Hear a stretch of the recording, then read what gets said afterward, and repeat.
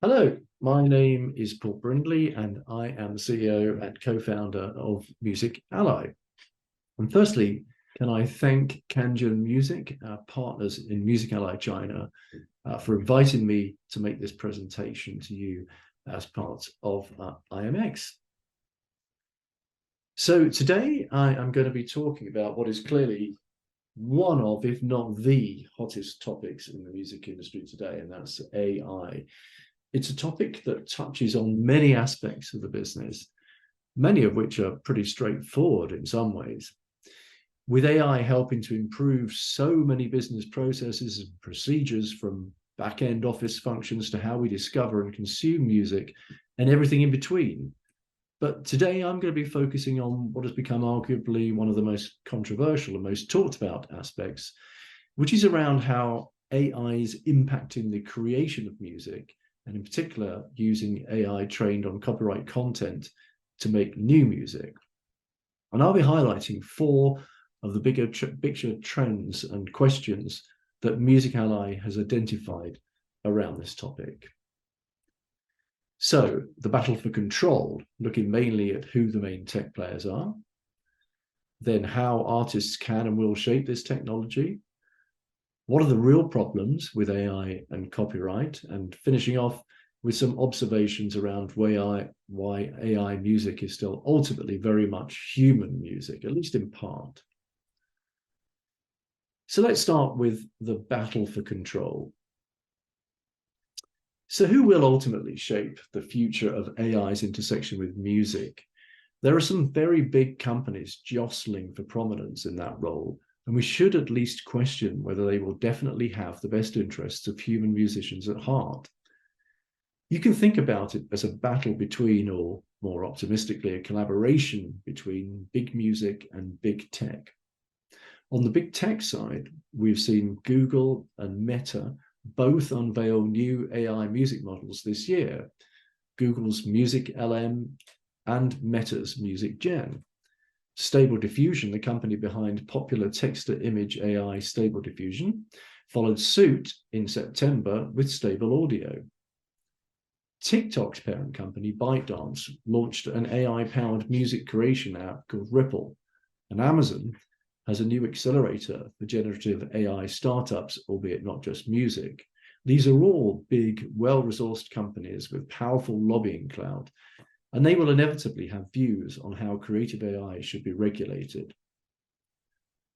On the big music side, Universal Music Group has been notably active both publicly and behind the scenes.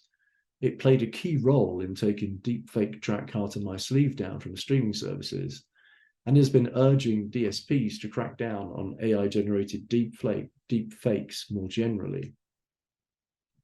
It registered the domain name for the Human Artistry campaign, a coalition of music industry bodies lobbying for regulation of creative AI. And this year, UMG has struck two of the most prominent deals in AI music so far: a licensing deal with startup Endel, and a partnership to create a music AI incubator with YouTube. UMG's desire to shape the music tech world is hardly a new thing, and it's also been seen this year with its advocacy of a new artist-centric model for streaming payouts. The narrative in AI is that the world's biggest label is stepping in to protect artists and songwriters from the potentially harmful uses of AI, while enabling them to capitalize on the potentially positive uses. This does sound good, but it's also fair to wonder whether a future for AI music co-designed by UMG and YouTube needs more oversight to ensure it fairly serves the full gamut of interests of musicians, music companies, and AI companies. In Hollywood, screenwriters and actors have been striking this year, partially based on fears of how AI could be used to replace them by the producers and publishers of the films and TV shows they are making, the studios and streaming services who commission original content. Transpose that back to the music industry, and is there an argument that artists and songwriters should be worried not just about AI companies misusing their work, but also about our equivalents of the Hollywood studios, the music labels and publishers? Think of the debate around the music streaming economy and how it evolved, certainly in the UK, from being purely focused on streaming services not paying enough to a more nuanced awareness that label deals might be part of the problem. If big labels did not treat artists fairly with one new technology, can they be trusted not to do the same with another, AI? That being said, UMG and YouTube did announce a panel of artists and producers who will be involved in that partnership. And the Human Artistry campaign includes a number of organizations representing independent artists and songwriters. There is some oversight, and that's a good thing. AI will impact individuals at every level of the music industry, and it's important that their interests are represented, even if bigger corporations have the most sway in the negotiations over how this technology will evolve and be regulated.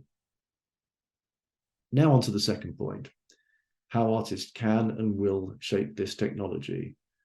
And there are positive things to report on this front, because artists are indeed taking a lead, not just in shaping musical AIs, but also in building them and turning them into business models. This year, we've written about Grimes cloning her voice and making it available for anyone to use in their own music. But she must approve tracks before they're released. She has some rules regarding the lyrical content, for example, and she gets a 50% share of the recording's royalties. TuneCore is on board as a partner, offering industry backing. There are two more startups helping artists to license their AI voice prints that were founded by musicians. Voice Swap was founded by DJ Fresh, and MyVox by Ariana Broderick and John Clancy. These join Holly Plus, the service previously launched by artist Holly Herndon, to enable people to create music using her own voice clone. Musicians as tech founders is a trend that stretches beyond AI, but it's encouraging to see artists taking the AI bull by the horns and figuring out how to make it work for their peers. Herndon has also been vocal, pun not intended, this year, in advising artists to hold off on signing AI voice rights deals while the market is still evolving. Not every artist wants to launch a startup, but there is evidence that a growing number are exploring creative AI technologies in their own work. UK charity Youth Music published a survey in July this year, finding that 63% of young artists, defined in this case as 16 to 24-year-olds, were embracing AI to help their creativity. Meanwhile, in August, we reported on a study conducted by TuneCore that found 27% of independent artists have used AI music tools, while 50% were aware and engaged in AI with a positive perception of its benefits and opportunity. That said, 39% were unaware and apathetic towards AI with fears and concerns, and that's as good a summary as you'll see of the divisions in perceptions. We're also seeing AI music startups making the right noises about working with artists, not just to license their work, but to shape their services. Indian startup Beethoven launched a fund for human artists in January. And our third main point, what are the real problems with AI and copyright? The narrative from some quarters of the music industry is that AIs are being trained on copyrighted music without permission or licenses, which is why rights holders are so keen for governments to crack down on this with new legislation. But to what extent is this really the case? In reality, proving it is one of the biggest challenges. Lawsuits are already flying in the generative AI text and image sectors. Authors are suing OpenAI, and Meta and Getty Images is suing Stability AI. But we have yet to see any similar legal action around AI music. In an interview with Music Ally in February this year, the CEO of AI music startup Endel said this was because these firms have purposefully avoided training their models in commercial music because they understood that music rights holders would come after them forcefully.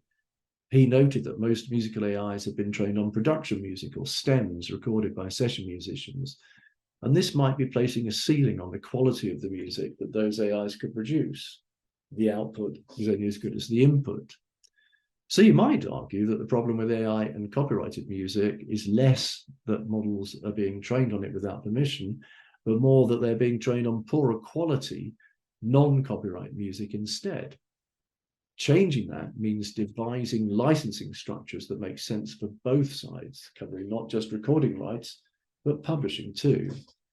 And you can't underestimate the difficulty of this. It's a tricky, sensitive task, especially as artists and songwriters will surely expect to be given the chance to opt out, which may not be practical in all instances. Now, imagine being a label trying to license even a small proportion of your recordings catalog to an AI startup or tech giant, and having to ensure that every single song used for those recordings has been cleared for use by every publisher representing every one of its songwriters. And that's before you even start thrashing out licensing fields, deal lengths, and the question of how to calculate and split royalties from the output of these AIs. In other words, the music industry says that musical AI developers need licenses, quite rightly. Musical AI thinks that's fair and reasonable. But we can't underestimate how difficult it is going to be to figure out how these licenses work. The other problem with AI and copyright, and we could do a whole hour on this topic alone, is whether AI music, or indeed any AI art, qualifies for copyright protection. It's already a live issue in the US, where August saw a US District Court judge rule that humans are essential to copyright. He was confirming an earlier decision by the US Copyright Office in a case where an inventor had sought to register an artwork created entirely by his AI model. Copyright has never stretched so far, however, as to protect works generated by new forms of technology operating absent any human guiding hand, ruled the judge. Human authorship is a bedrock requirement of copyright, he said. Soon after, the Copyright Office launched its latest study to canvass people's views on how its rules should evolve. Here's the biggest challenge, though. What is AI music anyway? It's too simple to say that AI music and human music are two entirely separate groups of content. In fact, most music created with this technology will sit somewhere in the middle. Stable audio can be used by musicians to create beats and stems to export and use in their own work. Endel is taking stems made by human musicians and getting its AI to mix them into soundscapes. In both cases, the result is not pure AI-generated music. It's a collaboration between humans and AIs. So the most interesting AI music will be eligible for copyright protection because it will also be human music. And this is enhanced by the fact that the latest breed of musical AIs do not involve simply setting some parameters, pressing a button and having a song pop out. They're using text prompts, typing in what you want the AI to do, and then tweaking your prompt in response to its outputs until you get something suitable or something surprising that you weren't looking for. This discipline of prompt engineering requires human creativity. And so it might be argued that the outputs of this process should also qualify for copyright protection. And believe us, there will be arguments about all of this. And so on to our fourth and final observation, that AI music, for better or worse, is still, at least in part, human music, or involves humans or humans' decisions to some degree. This is a very obvious point in many ways. Musical AIs don't exist in a human-free vacuum. They're built by humans, used by humans, and the business models and applications for these systems are decided by humans. Creative AI isn't bad or good, but humans may do bad or good things with it. And this is one of the big things about humanity. We can do wonderful, creative, collaborative, and selfless things, but we also have a talent for doing terrible, cruel, thoughtless, and plain stupid things. So yes, people will do things with musical AIs that aren't good. Organized crimes will try to use these tools to make thousands of music tracks and then have bots stream them on DSPs to siphon off royalties. People will clone the voices of famous artists like Drake and The Weeknd, most infamously, without permission, and try to make money by releasing the tracks, possibly fooling fans into thinking it's the real artist, although not always. In June, the boss of UK Music coined the phrase music laundering, which he described as a process where you could steal someone's work, feed it into an AI, and then generate clean, new music, just as a money laundering operation might do with stolen money. In 2023, we've reported on the launches of one startup that had launched chatbots mimicking famous artists without it being clear whether they were involved, and another startup that wanted to build a takedown-proof site for unlicensed deepfake music. Unfortunately, predictably, for the latter, it was taken down within a week of launching, with its founder, of course, blaming Universal Music Group. A similar startup raised $20 million of funding in June for a business model based entirely on unlicensed deepfakes. We can debate the legalities of this content, but these don't seem like humans making artist-friendly decisions. There will be bad actors in AI music, and it's right that the industry should fight back against them with whatever means it deems suitable. But the risk is that we let the bad actors define this whole technology, when in fact, there will be so many positive uses for good creative humans. Professional artists tapping generative AI tools to create new sounds to use, and maybe even new genres, is one example. Just like two previously controversial technologies, synthesizers and drum machines, were used by humans to invent electronic music and hip-hop. But AI tools could also open up music making to a wider audience, helping people who have musical ideas but no formal training to get started. AI could play a role in music education, not to make music for humans, but to help them make music.